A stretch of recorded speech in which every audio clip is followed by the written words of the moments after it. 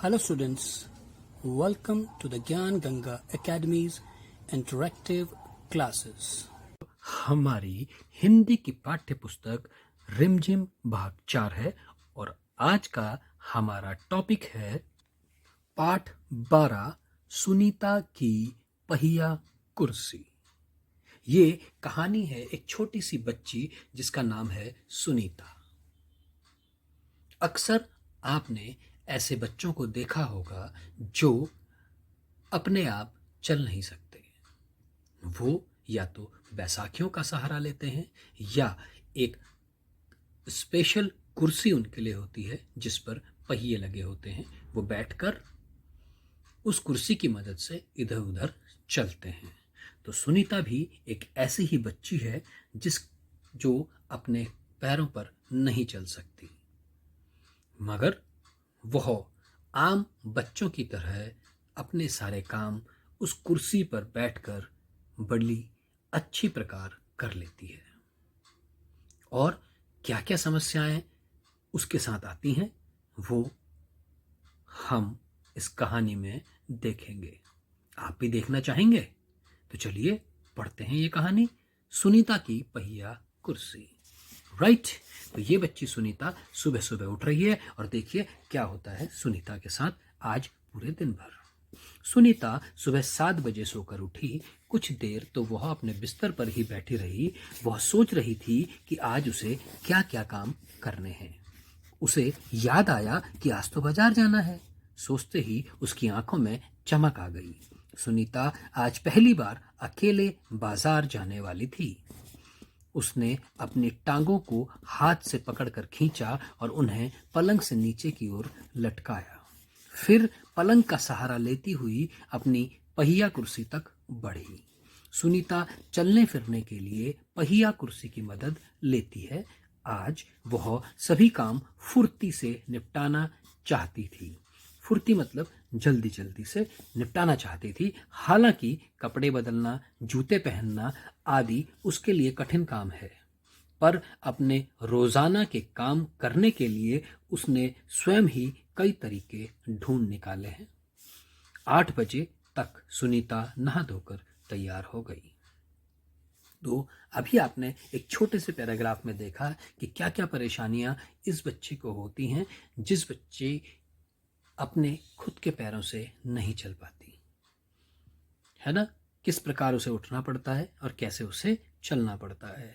मैं आशा करता हूं कि आप बड़े ध्यान से इस कहानी को सुनेंगे और इस तरह के बच्चे जो अपने पैरों पर नहीं चल सकते उन्हें क्या क्या परेशानियां होती हैं ये आप भी समझ पाएंगे अगर आप मेरे साथ अच्छे से इस कहानी में जुड़ेंगे। राइट, तो फिर से देखते हैं कि 8 बजे तक सुनीता नहा धोकर तैयार हो गई। माँ ने मेज पर नाश्ता लगा दिया था। माँ, अचार की बोतल पकड़ाना, सुनीता ने कहा। अलमारी में रखी है, ले लो, माँ ने रसोई घर से जवाब दिया। सुनीता खुद जाकर अचार ले आई। नाश्ता करते करते उसने पूछा, माँ, बाजार से क्या क्या लाना है? 1 किलो चीनी लानी है। क्या तुम अकेले संभाल लोगी? पक्का, सुनीता ने मुस्कुराते हुए कहा। सुनीता ने माँ से झोला और रुपये लिए। अपनी पहिया कुर्सी पर बैठकर वह बाजार की ओर चलती। सुनीता को सड़क की जिंदगी देखने में मजा आता है। क्योंकि आज छुट्टी है इसलिए हर जगह बच्चे खेलते हुए दिखाई दे रहे हैं। सुनीता थोड़ा देर रुककर उन्हें रस्सी कूदते, गेंद खेलते देखती रही। वह थोड़ी उदास हो गई। वह भी उन बच्चों के साथ खेलना चाहती थी। खेल के मैदान में उसे एक लड़की दिखी। उसकी माँ उसे वापस लेने के लिए आई थी। दोनों एक दूसरे को टुकुर टुकुर देखने लगे। टुकुर टुकुर मतलब कि ध्यान से या घूर घूर कर देखने लगे या आश्चर्य से देखने लगे। फिर सुनीता को एक लड़का दिखा। वह बच्चे को बहुत सारे बच्चे छोटू छोटू बुलाकर चिढ़ा रहे थे। ये छोटा बच्चा है, इसको सब छोटू छोटू कहकर चिढ़ा रहे थे। उस लड़के का कद बाकी बच्चों से बहुत छोटा था। सुनीता को यह सब बिल्कुल अच्छा नहीं लगा। रास्ते में कई लोग सुनीता को देखकर मुस्कुराए, जबकि वह उन्हें जानती तक नहीं थी। पहले तो वह मन ही मन खुश हुई, परंतु फिर सोचने लगी कि ये सब लोग मेरी तरफ भला इस तरह क्यों देख रहे हैं। खेल के मैदान वाली छोटी लड़की सुनीता को दोबारा कपड़ों की दुकान के सामने खड़ी मिली। उसकी माँ कुछ कपड़े देख रही थी। तुम्हारे पास यह अजीब सी चीज क्या है? उस लड़की ने सुनीता से पूछा। अब वो जो लड़की थी वो भी आश्चर्य से उसे देख रही थी कि ये क्या चीज है सुनीता के पास। तो उसने आश्चर्य से वो बात पूछ ली सुनीता से। यह तो बस एक, सुनीता जवाब देने लगी, परंतु उस लड़की की मां ने गुस्से में आकर लड़की को सुनीता से दूर हटा लिया। अब जबकि उसने सुनीता से पूछा और सुनीता इस बात का उत्तर देती, इतने में उसकी मां ने उस लड़की का हाथ खींचकर उससे दूर हटा लिया। इस तरह का सवाल नहीं पूछना चाहिए फरीदा, अच्छा नहीं लगता, मां ने कहा। मैं दूसरे बच्चों से अलग नहीं हूं, सुनीता ने दुखी होकर कहा। उसे फरीदा की मां का व्यवहार समझ में नहीं आया। अंत में सुनीता बाजार पहुंच गई। दुकान पर घुसने के लिए उसने सीढ़ियों पर चढ़ना था। उसके लिए यह कर पाना बहुत मुश्किल था। आसपास के लोग जल्दी में थे, किसी ने उसकी तरफ ध्यान नहीं दिया। अचानक जिस लड़के को छोटू कहकर चिढ़ाया जा रहा था वह उसके सामने आकर खड़ा हो गया। मैं अमित हूं, उसने अपना परिचय दिया। परिचय मीन्स अपना इंट्रोडक्शन या अपने बारे में बताया कि मैं अमित हूं। क्या मैं तुम्हारी कुछ मदद करूं? मेरा नाम सुनीता है। सुनीता ने राहत की सांस ली। राहत मीन्स थोड़ा सा अच्छा लगा उसे कि भाई कोई उसकी हेल्प करने के लिए आ गया, और मुस्कुराकर बोली, पीछे के पैडल को पैर से जरा दबाओ। पैडल आपको पता होगा, आप साइकिल चलाते हैं तो साइकिल को चलाने के लिए जो चेन के पास लगा होता है उसे पैडल बोलते हैं। तो इसी प्रकार पहिया कुर्सी पर भी पैडल लगा होता है। तो पैडल को पैर से जरा दबाओगे? हाँ हाँ जरूर, कहते हुए अमित ने पहिया कुर्सी को टेढ़ा करके उसके अगले पहियों को पहली सीढ़ी पर रखा, फिर उसके पिछले पहियों को भी ऊपर चढ़ाया। कैसे? इस प्रकार से। इस छोटू जिसका नाम अमित है उसने ऐसे उसकी मदद की। सुनीता ने अमित को धन्यवाद दिया और कहा, अब मैं दुकान तक खुद पहुंच सकती हूँ। दुकान में पहुंचकर सुनीता ने 1 किलो चीनी मांगी। दुकानदार उसे देखकर मुस्कुराया। चीनी की थैली पकड़ाने के लिए उसने हाथ आगे बढ़ाया ही था कि दुकानदार ने थैली उसकी गोद में रख दी। सुनीता ने गुस्से में कहा, मैं भी दूसरों की तरह खुद अपने आप सामान ले सकती हूँ। उसे दुकानदार का व्यवहार बिल्कुल अच्छा नहीं लगा। चीनी लेकर सुनीता और अमित बाहर निकले। लोग मेरे साथ ऐसा व्यवहार करते हैं जैसे कि मैं कोई अजीबोगरीब लड़की हूँ, सुनीता ने कहा। शायद तुम्हारी पहिया कुर्सी के कारण ही वे ऐसा व्यवहार करते हैं, अमित ने कहा। पर इस कुर्सी में भला ऐसा क्या खास बात है? मैं तो बचपन से ही इस पर बैठकर इसे चलाती हूँ, सुनीता ने कहा। अमित ने पूछा, तुम इस पर क्यों बैठती हो? तो उसने क्या उत्तर दिया, मैं पैरों से चल ही नहीं सकती। इस पहिया कुर्सी के पहियों को घुमाकर ही मैं चल फिर पाती हूँ, लेकिन फिर भी मैं दूसरे बच्चों से अलग नहीं हूँ। मैं वो सारे काम कर सकती हूँ जो दूसरे बच्चे कर सकते हैं, सुनीता ने कहा।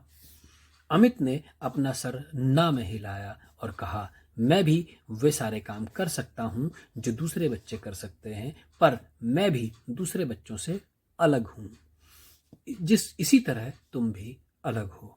ऐसा कहकर अमित ने उसे समझाने का प्रयास किया। सुनीता ने कहा, नहीं, हम दोनों दूसरे बच्चों जैसे ही हैं। अमित ने दोबारा अपना सर ना में हिलाया और कहा, देखो तुम पहिया कुर्सी पर बैठकर चलती हो, मेरा कद बहुत छोटा है, हम दोनों ही बाकी लोगों से कुछ अलग हैं। सुनीता कुछ सोचने लगी। उसने अपनी पहिया कुर्सी आगे की ओर खिसकाई। अमित भी उसके साथ साथ चलने लगा। सड़क पार करते समय सुनीता को फरीदा फिर नजर आई। इस बार फरीदा ने कोई सवाल नहीं पूछा। अमित झट से सुनीता की पहिया कुर्सी के पीछे चढ़ गया। फिर दोनों पहिया कुर्सी पर सवार होकर तेजी से सड़क पर आगे बढ़े। फरीदा भी उसके साथ साथ दौड़ी। इस बार भी लोगों ने उन्हें घूरा, परंतु अब सुनीता को उनकी परवाह नहीं थी। क्यों परवाह नहीं थी? क्योंकि लोग तो कुछ ना कुछ हमेशा ही कहेंगे, मगर वह खुश रहना चाहती थी और इसलिए उसने लोगों की परवाह नहीं की। तो कैसी लगी आपको ये कहानी? अच्छी है ना? आप भी ध्यान रखेंगे। क्या सीखा हमने इस कहानी से? कि कभी अगर हमें कुछ कोई इस तरह का बच्चा या बड़ा दिखाई दे तो हम उससे अच्छे से बात करें, बस। राइट? चलिए अब कुछ अभ्यास प्रश्न है, उन्हें भी फटाफट कर लेते हैं। कहानी से सुनीता को सब लोग गौर से क्यों देख रहे थे? क्यों देख रहे थे? क्योंकि सुनीता पहिया कुर्सी पर जा रही थी, इसलिए देख रहे थे। सुनीता को दुकानदार का व्यवहार क्यों बुरा लगा? सुनीता को दुकानदार का व्यवहार इसलिए बुरा लगा क्योंकि सुनीता अपना काम खुद करना चाहती थी और दुकानदार न चाहते हुए भी सुनीता को चीनी की थैली उसकी गोद में रख दी, है ना? सुनीता नहीं चाहती थी कि दुकानदार उसकी इस तरह से मदद करे, इसलिए उसको उसका व्यवहार अच्छा नहीं लगा। मज़ेदार। सुनीता को सड़क की जिंदगी देखने में मज़ा आता है। तुम्हारे विचार से सुनीता को सड़क देखना अच्छा क्यों लगता होगा? सुनीता को सड़क देखना इसलिए अच्छा लगता होगा क्योंकि सड़क पर अलग अलग तरह की चीज़ें उसे देखने को मिलती हैं। किसी तरीके से कहीं बच्चे कूद रहे हैं और सुनीता को ऐसा देखना कई बार नहीं मिलता, इसीलिए सुनीता को ये अच्छा लगता होगा। अपने घर के आसपास की सड़क को ध्यान से देखो और बताओ तुम्हें क्या क्या चीज़ें नज़र आती हैं।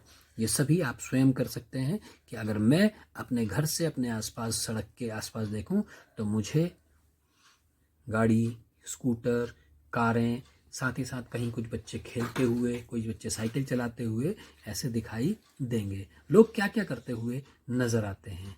लोग, कोई जा रहा है, कोई सामान लेके आ रहा है, कोई बच्चे खेल रहे हैं, कोई पतंग उड़ा रहे हैं, कोई बच्चे पढ़ रहे हैं, ये सारी चीज़ें नज़र आती हैं। मनाही। फरीदा की माँ ने कहा इस तरह के सवाल नहीं पूछने चाहिए। फरीदा पहिया कुर्सी के बारे में जानना चाहती थी पर उसकी माँ ने उसे रोक दिया। माँ ने फरीदा को क्यों रोक दिया होगा? माँ ने फरीदा को इसलिए रोक दिया होगा कि कहीं इस तरह के सवाल पूछकर वह सुनीता को दुखी न कर दे। क्या फरीदा को पहिया कुर्सी के बारे में नहीं पूछना चाहिए था? तुम्हें क्या लगता है? मुझे लगता है कि फरीदा को ज़रूर पूछना चाहिए था, ताकि अगर फरीदा नहीं जानती कि वो पहिया कुर्सी किस काम के लिए आती है तो उसे इस बात की जानकारी सुनीता के माध्यम से मिल जाती, है ना? हम उसी के बारे में पूछते हैं जिसके बारे में हमें जानकारी नहीं होती। क्या तुम्हें भी कोई काम करने या कोई बात कहने से मना किया जाता है? कौन मना करता है? कब मना करता है? हाँ, अगर हम स्कूल की ही बात करें तो क्लास में एक दूसरे से सर पढ़ा रहे हों या मैडम पढ़ा रही हों तो हमें मना किया जाता है कि हमें उस वक्त बात नहीं करनी चाहिए। कौन मना करता है? टीचर मना करती है। और कब मना करती है?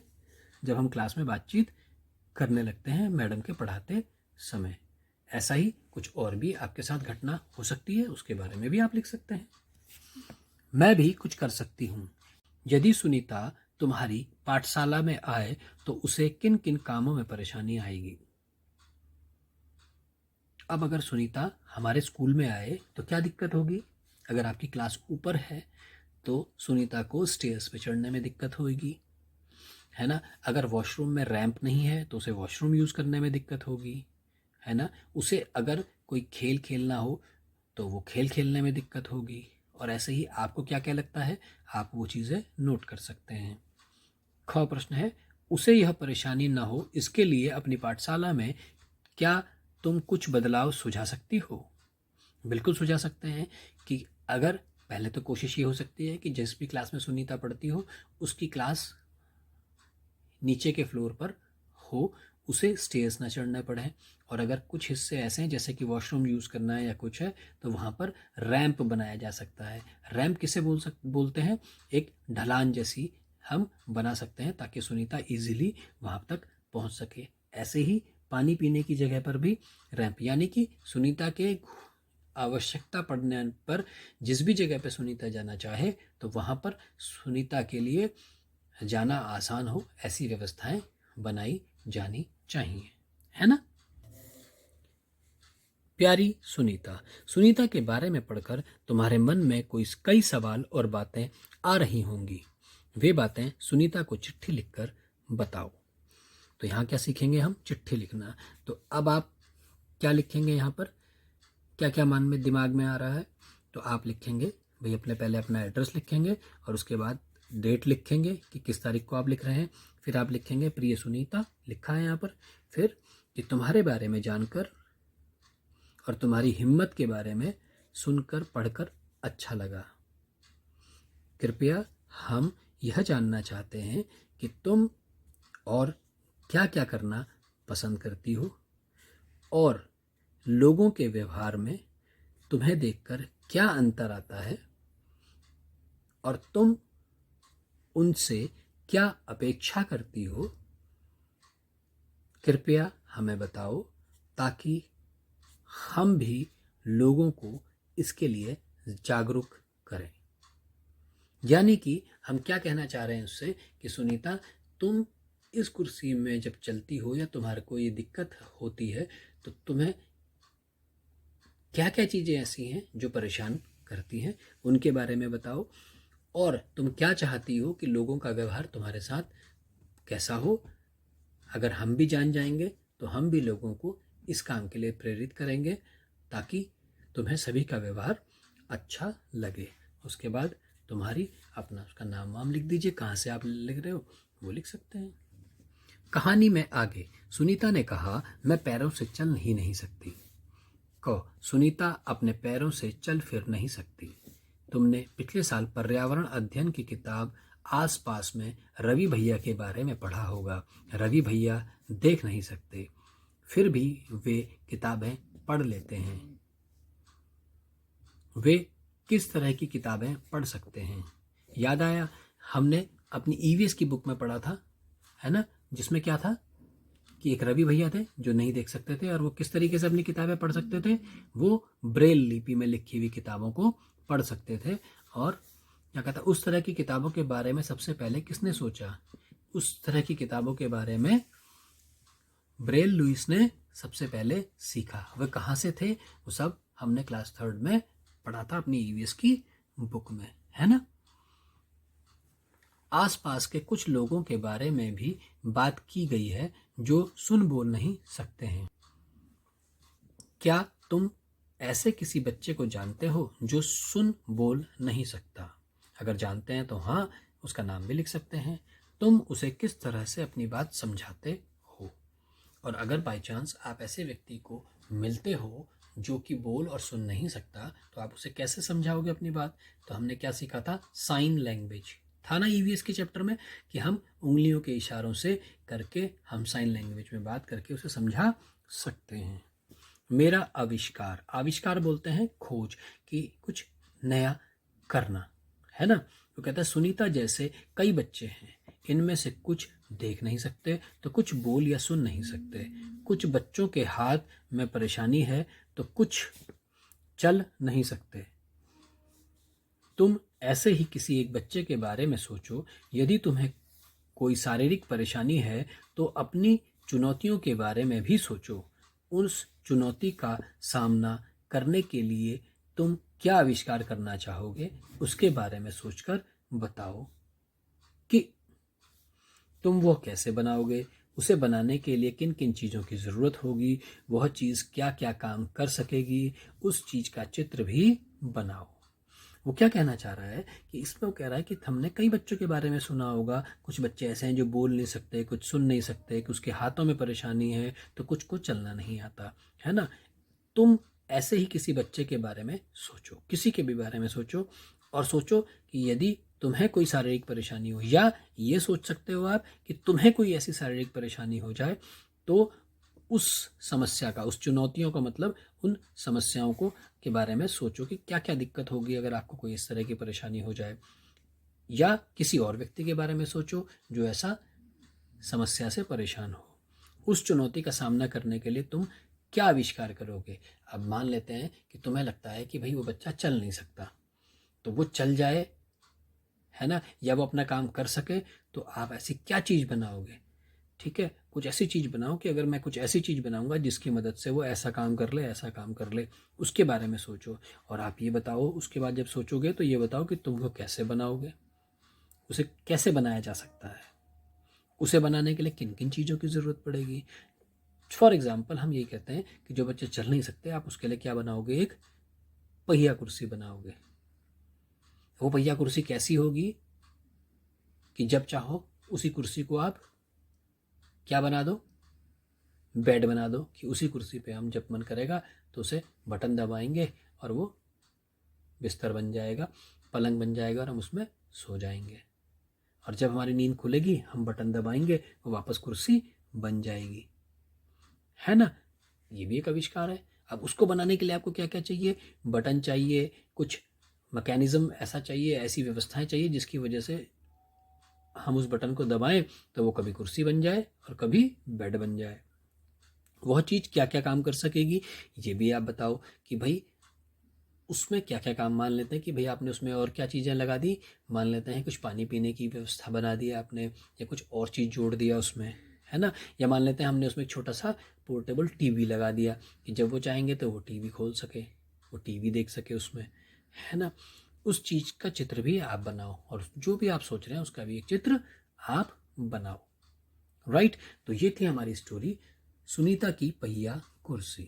मुझे उम्मीद है कि यह चैप्टर आपको अच्छे से समझ में आया होगा, साथ ही साथ जो ये चैप्टर आपको संदेश देना चाहता है वो भी आपके अच्छी तरीके से समझ में आ गया होगा। आज के लिए इतना ही। Take care, good day. I hope you enjoyed our video. Thanks for being with us.